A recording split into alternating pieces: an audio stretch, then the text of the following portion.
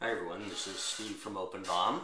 I'd like to take you through a new setting that we're just releasing to control the SOLIDWORKS purchased assembly workflow. That's the setting that says to OpenBOM, hey, the bits and pieces below this assembly are not to be included in the BOM. So we currently have a way to do that right now, which is to use the envelope command.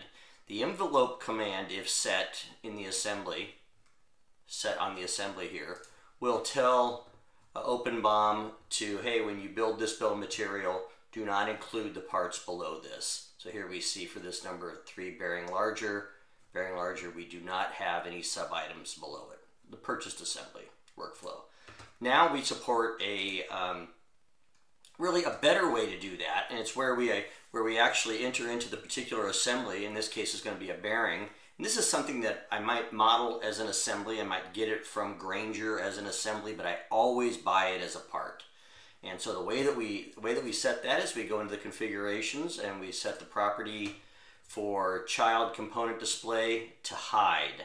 So what that says is that every time this bearing is encountered inside SOLIDWORKS and used in a bill of material, we're going to hide all the children below it.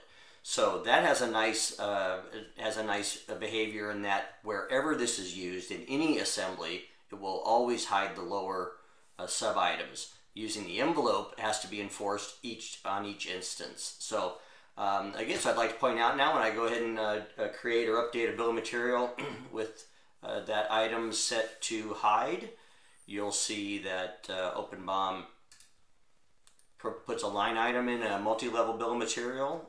It does not include its children. Again, we call that the purchased assembly workflow. There's a few other settings there. Show is the default. Promote is another one you might want to take a look at. If you have any questions, let us know at support@openbom.com. Thank you.